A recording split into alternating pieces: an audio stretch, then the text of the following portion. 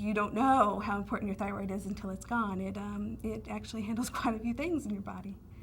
It regulates your body temperature from hot to cold, your memory, mood swings. I was like, when they said, "Oh no, we're not giving you any thyroid, and we're gonna take all the medicine away, and you're gonna be on your own," I was ready to go to work and just tell everybody what I thought of them. Instead, I cried. That's all I could do is sit there and cry.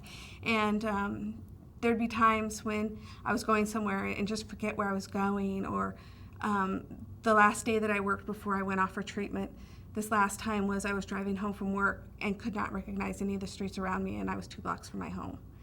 So it's pretty significant not taking that pill, what the difference will make in your body.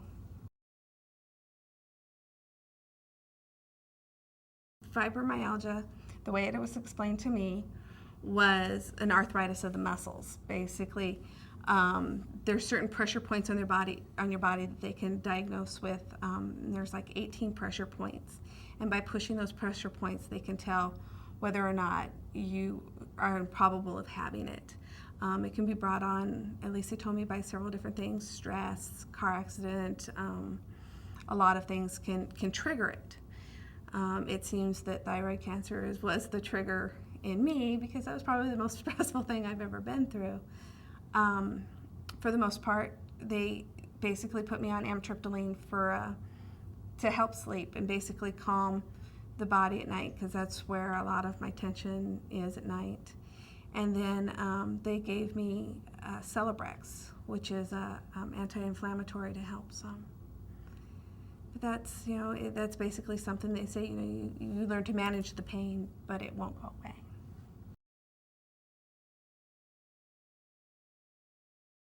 I was very angry. Why me? Why did this happen? I'm a good person. And the person that looked at me and said, "Do you think that I'm a bad person?" was my grandma, who had breast cancer in the 1970s, when there was no survival rate. And my grandma's 95 now. And she says, "Well, because I was just having a meltdown." And she's like, "Do you think I'm a bad person?" And I'm like, "No." And she says, "Well, then why do you think you're any different? And why do you think it couldn't happen to you?" And there's a lot of, I'm a young mom, and I don't want this. And she says, "I can't tell you why you have it, but you can deal with it." And for a long time, I didn't think I could deal with it. But support from friends and work, and my own mom kicking me in the butt a few times got me moving forward. But I think anger would be a totally natural feeling, especially the why me. What did I do? Because this is rare. Why couldn't I have won the lottery?